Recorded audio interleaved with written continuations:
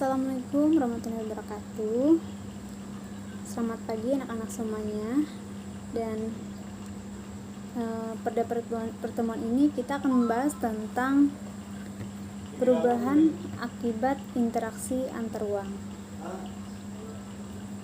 Sebelum kita memulai pembelajaran, marilah kita berdoa menurut agama dan percayaan kita masing-masing. Berdoa dimulai.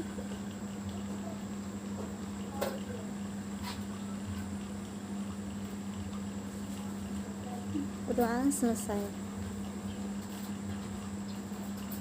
Baik, di sini ada perubahan akibat interaksi antar ruang. Nah, interaksi antar ruang itu dapat terjadi dalam berbagai bentuk seperti pergerakan orang, barang, gagasan, dan informasi. Semua pergerakan tersebut menimbulkan perubahan baik dari daerah tujuan maupun daerah asal. Nah, interaksi perubahan ini meliputi berbagai jenis pergerakan seperti perjalanan menuju daerah asal.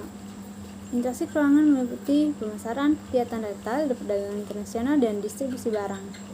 Semua jenis interaksi tersebut berdampak pada adanya perubahan.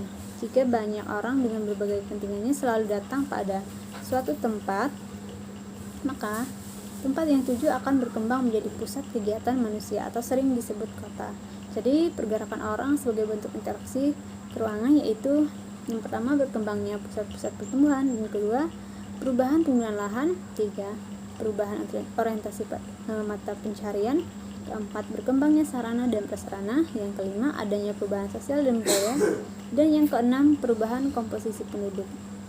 Ketujuh, perubahan ekonomi. Dan yang kedelapan, peningkatan kualitas pendidikan. Dan yang pertama di sini ada yaitu berkembangnya pusat-pusat pertumbuhan. Jadi, pergerakan orang, barang, dan jasa pada suatu lokasi tertentu akan menimbulkan pemusatan aktivitas manusia pada lokasi tujuan. Pemusatan aktivitas menimbulkan penduduk tersebut kemudian membentuk daerah perkotaan. Nah, daerah perkotaan merupakan pusat pertumbuhan suatu wilayah karena sebagian besar aktivitas terkonsentrasi di wilayah perkantoran. Dan yang kedua ada perubahan penggunaan lahan. Aktivitas penduduk yang terus meningkat pada akhirnya akan memerlukan lahan untuk menampung aktivitas tersebut. Semakin banyak penduduk yang datang pada suatu kota akan disertai dengan kebutuhan tempat tinggal. Akibatnya terjadi alih fungsi lahan dari lahan pertanian menjadi pemukiman. Hal yang sama juga terjadi pada industri, perdagangan, jasa, dan lainnya yang memerlukan lahan untuk menampung aktivitasnya. Dengan demikian terjadi perubahan penggunaan lahan dari pertanian ke non-pertanian seperti pemukiman, industri, perdagangan lainnya. Dan yang kelima, perubahan sosial budaya. Salah satu bentuk interaksi antar ruang dalam masyarakat adalah interaksi sosial. Interaksi sosial menyebabkan terjadinya perkembangan dan perubahan dalam masyarakat. Setiap individu akan berusaha menjalin interaksi sosial dalam kehidupan sehari-hari. Contoh interaksi yang sering ditemui dalam lingkungan masyarakat adalah berbincang-bincang, juga termasuk dalam interaksi yang sering kita temukan. Dan juga mengerjakan tugas kelompok dan bermusyawarah. Interaksi dilakukan antara dua orang atau lebih. Dengan demikian, interaksi sosial dapat terbentuk antara individu dengan individu, individu dan kelompok, serta kelompok dan kelompok. Dan yang keenam, yaitu perubahan komposisi penduduk. Secara alami, perubahan komposisi penduduk disebabkan kelahiran dan kematian. Perubahan yang lain disebabkan adanya perpindahan penduduk dari suatu tempat ke tempat yang lain.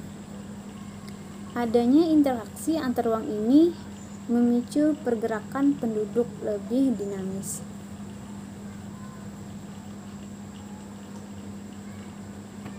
Dan yang selanjutnya ada yang ketujuh, perubahan ekonomi. Indonesia dikenal dengan sebutan negara agraris. Indonesia juga dikenal dengan negara maritim. Nah, sebutan tersebut bukan tanpa sebab. Dilihat dari sektor ekonominya, penduduk Indonesia bergerak di sektor agraris dan maritim. Ini tidak lepas dari kondisi alam Indonesia yang subur dan kaya sumber daya air.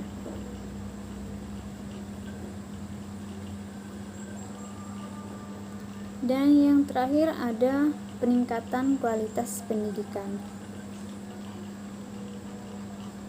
Nah, pendidikan di sini merupakan aspek yang paling terpenting karena setiap orang membutuhkan pendidikan bagi kehidupan yang lebih baik pada masa depannya. Dan untuk mendapatkan pendidikan, seorang pelajar kadang harus menempuh jarak yang jauh. Nah, contohnya seperti di daerah luar. Nah, di satu sisi, kualitas pendidikan khususnya di jenjang pendidikan yang tinggi di setiap daerahnya tentu berbeda-beda.